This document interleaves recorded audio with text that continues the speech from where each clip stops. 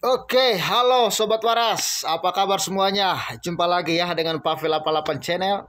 Salam sejahtera untuk kita semua dan salam waras. Ya Sobat, dukung terus Pavel 88 Channel, bantu di like video ini ya. Dan dukung terus pembangunan rumah ibadah kami. Dan informasinya ada di deskripsi video ini Sobat. Ya, Tuhan memberkati kalian semua. Ya, selamat hari Minggu ya. Ini sebuah berita yang very mengejutkan ya.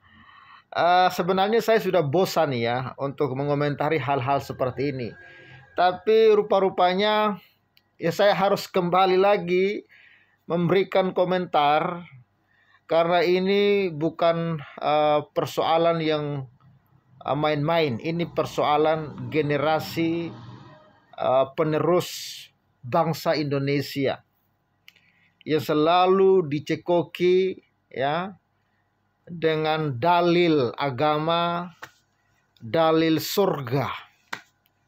Tapi semua itu hanya kamuflase untuk merusak generasi bangsa, untuk memuaskan hawa nafsu para tokoh-tokoh agama yang sebenarnya hati dan pikiran mereka sudah dikuasai oleh ajaran sesat yang akhirnya menyesatkan banyak orang.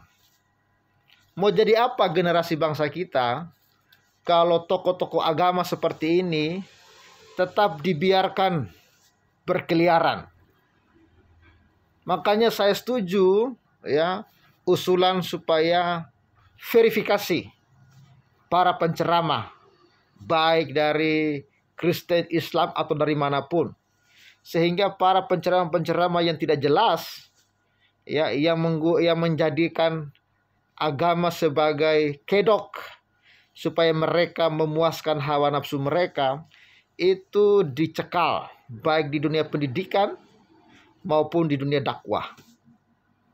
Ya, ini sobat ya, informasi yang luar biasa, sangat memalukan. Waduh, Ustadz Ponpes ini pondok pesantren ya.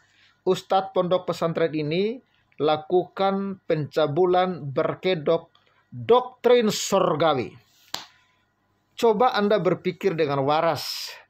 Bagaimana mungkin surga yang kudus, surga yang mulia, kehadiran Allah itu berkenan ya dengan pencabulan, berkenan dengan yang namanya pesta seks, berkenan dengan yang namanya perbuatan membunuh orang lain. Itu Tuhan itu suci loh. Tuhan itu kudus. Bagaimana mungkin dia mau berkenan dengan perbuatan-perbuatan jahat seperti ini? Dan yang anehnya, banyak orang yang percaya bahwa surga itu akan ditempati oleh orang-orang yang birahinya tinggi. Surga itu akan ditempati oleh orang-orang yang suka menghalalkan darah orang. Surga itu akan ditempati oleh orang-orang yang panas hati, yang suka menggorok leher orang. Surga seperti apa itu? Kalau saya ogah deh. Di dunia saja muak dan muntah melihat orang seperti itu, apalagi di surga. Dunia yang sempit, dunia yang penuh dengan dosa ini saja muak melihat orang seperti itu, apalagi surga yang suci. Gak mungkin surga yang suci itu mau senang melihat hal-hal seperti itu, bukan? Coba Anda pikir dengan akal waras Anda. Mudah-mudahan Anda waras. Ya, viralkan video ini sobat, viralkan supaya semakin banyak yang waras ketika mendengar informasi ini. Ya, waduh, Ustadz Ponpes ini lakukan pencabulan berkedok doktrin surgawi. Habib Hussein, Islamfobia muncul gara-gara begini. Bisa jadi. Saya setuju. Ini Warta Ekonomi ya, dimuat tanggal 2 kemarin, bulan 7 2022, pukul 00.09 ya. Newsworthy Jakarta. Ya, sobat waras, penggiat media sosial yang memiliki keturunan Nabi Muhammad SAW, Habib Hussein Alwi Shihab atau dikenal Habib Hussein, menyoroti kasus pelecehan seksual yang terjadi di salah satu tempat pondok pesantren di daerah Depok, Jawa Barat. Hal tersebut ditanggapi Habib Husin melalui akun Twitter pribadinya. Dalam cuitannya, Habib Husin menyebutkan bahwa kasus tersebut bisa merusak agama Islam, apalagi dengan berkedok agama. Ini yang merusak Islam, jualan agama untuk lecehkan anak di bawah umur, ucap Habib Husin melalui akun Twitter pribadinya pada Jumat tanggal 1 bulan 7. Kemudian Habib Husin menduga bahwa para ustadz Pompes yang melakukan tindakan tidak terpuji tersebut melakukan doktrin kepada korban dengan embel-embel surgawi.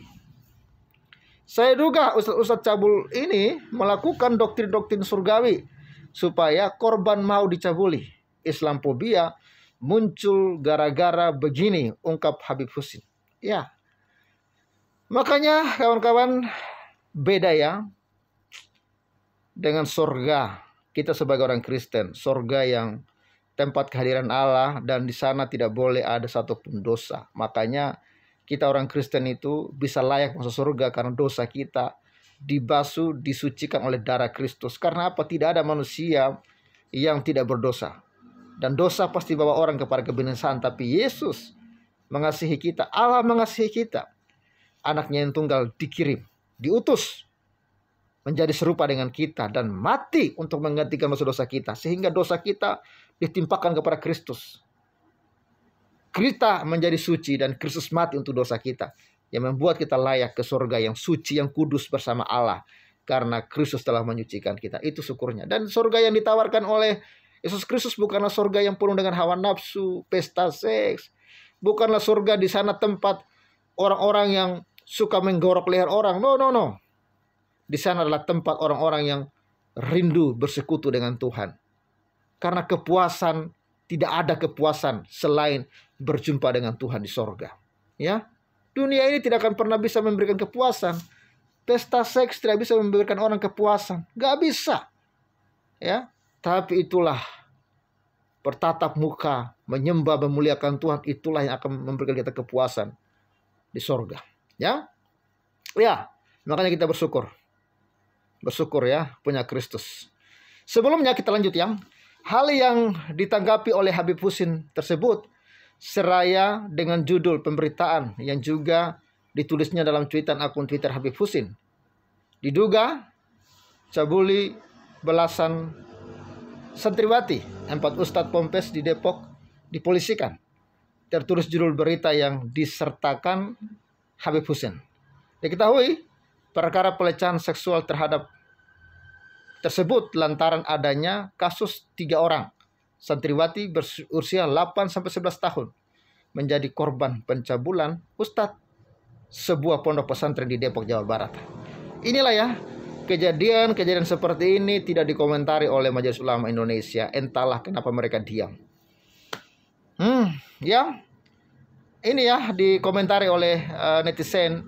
Mana ulama-ulama yang mempromosikan pesantren? Tanggung jawab dong.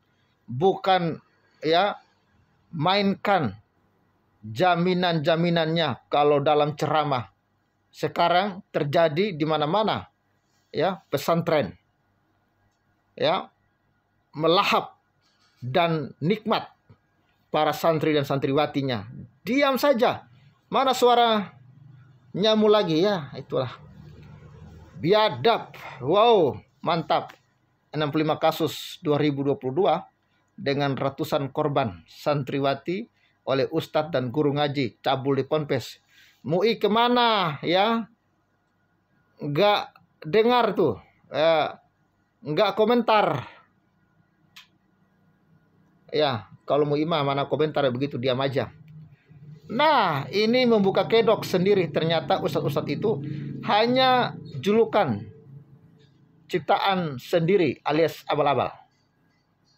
Guru kencing berdiri melanjutkan tradisi junjungannya melakukan ya agama syawat. Lalu kedekatan dengan seorang bisa memicu pikiran-pikiran yang mengarah hal-hal negatif. Apa jadi ustadz harus cabul dulu? Ya. Jadi kawan-kawan, ini semua tidak terlepas dari doktrin-doktrin. Apakah itu doktrin yang dibuat-buat, yang dikarang-karang, atau doktrin yang benar-benar doktrin dari ajarannya. Kita nggak tahu. Tapi kejadian ini terus berulang-berulang. Waspada anak-anak kita. Waspada generasi muda Indonesia.